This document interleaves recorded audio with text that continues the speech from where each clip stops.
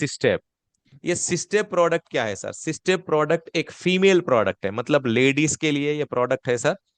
ये लेडीज मतलब जैसे माताएं बहनें होती है, बहन बेटियां जो होती है ना, 18 साल की जो उम्र की है, ओके, 18 साल से लेकर जिन भी माताएं बहनें बेटियां और महिलाएं हैं, ओके, बेटियां तो नहीं कहेंगे हम लोग, माताएं बहनें कहेंगे, वो 50, 45, 48, 50, 52, 55 की जो उम्र की महिलाएं होती है, जिनका मेनोपाज हो जाता है। मेनोपाज माने जिनका जो मासिक धर्म होता है ना, वो कंप्लीटली रुक जाता है, मतलब एक एज पे आने पर रुक जाता है, उसको मेनोपास कहा जाता है। तो 18 साल की उम्र से लेके जो मेनोपास तक जो लेडीज होती है ना, उनको प्रोडक्टिव एज कहा जाता है। उन लेडीज को ये प्रोडक्ट लेना होता है, केवल लेडीज को 18 साल से लेकर कब तक सर? आपका मेनोपाज अगर 45 में हो गया तो आपको लेना नहीं है। आपका मेनोपाज 48 में हो गया तो आपको लेना नहीं है। 50 में तो वो हर एक स्त्री के साथ डिफरेंट डिफरेंट एज में होता है। मान के चलिए 50 साल के, एक एक फिगर लगा के चलते हैं 50। ओके, सो 18 से 50 साल के लेडीज को, जिसको मासिक धर्म में जो समस्या आती है, मतलब इरेगुलर पीरियड्स हो गया, अनटाइमली पीरियड्स हो गया, मेनोरिया नाम का चीज होता है, जो रक्तस्राव होता है ना, जो हेवी होता है काफी, ये समस्या हो गई। और हार्मोनल इम्बैलेंस हो जाता है। हार्मोनल इम्बैलेंस जैसे माताएं बहन बेटियों में ना, एस्ट्रोजन और प्रोजेस्टेरोन का हार्मोन इम्बैलेंस होता है। ओके ना, ये जब प्रोडक्टिव एज में जैसे ही उनका मासिक धर्म शुरू होता है ना, हार्मोनल इम्बैलेंस होता है।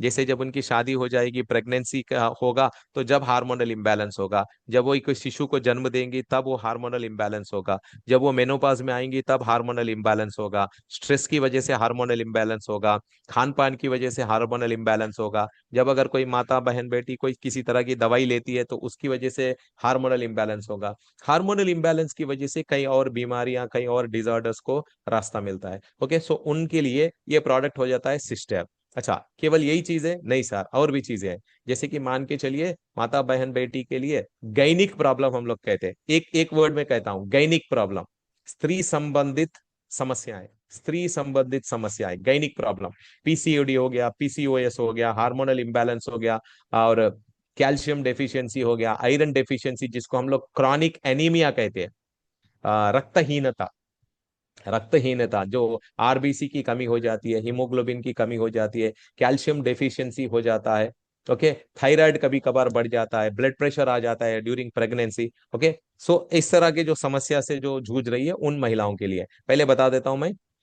irregular periods, untimely periods, hormonal imbalance, PCOD, PCOS, calcium deficiency, iron deficiency, 5 चीजों में ये प्रोडक्ट को लेना होता है माताएं बहन बेटियों के लिए, 18 साल से 50 साल की उम्र तक के लेडीज के लिए। इसमें जितने भी इंग्रेडिएंट्स है, हार्मोनल इम्बैलेंस को रेगुलेट करने में मदद करेंगे, एंटीऑक्सीडेंट कैपेसिटी रहेगा इसमें, डिटॉक्सिफिकेशन सपोर्ट रहेगा, रिप्रोडक्टिव हेल्थ को इंप्रूव करेगा, जैसे कि यूट्रस हो गया, ओवरीज हो गया, फेलोपियन ट्यूब्स हो गया, इनकी समस्याएं होती है। यूट्रस जो गर्भ होता है ना, उसकी समस्या होती है, उसको मतलब छोटे छोटे गड्ढे हो जाते हैं, मतलब छोटी छोटी जो गांठ बोलते हैं ना, वो हो जाती है, जिसको पीसीओडी पीसीओएस कहा जाता है, उन समस्याओं की वजह से। और विटामिन डी की जो डेफिशिएंसी हो जाती है महिलाओं में, उसकी पूर्ति को बैलेंस करता है, मतलब उसका जो इनडेफिशिएंसी होता है ना, उसको फुलफिल करता है।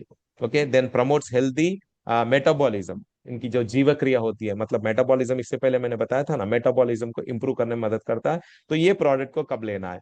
ये प्रोडक्ट को महिलाओं को दोपहर का खाना खाने के बाद, या अगर जब सूट नहीं करता है तो रात का भोजन करने के बाद।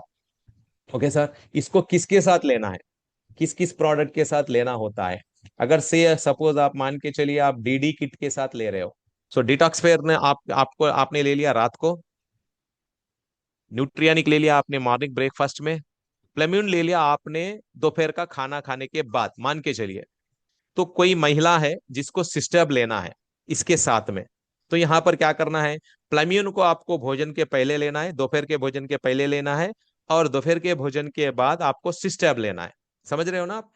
भोजन के पहले प्लेम्यून ले लेना है, भोजन के बाद सिस्टैब ले लेना है, या फिर भोजन से पहले सिस्टैब लेना है, भोजन के बाद प्लेम्यून लेना है। तो अल्टरनेट कर सकते हो, दोपहर में लेना है। हो गया, समझ गए हो ना? दोपहर में ले लेना है। तो सिस्टैब हो गया केवल और लेडीज के लिए, जिसको हम लोग प्रोडक्टिव एज कहते हैं ना, उनके लिए हो गया।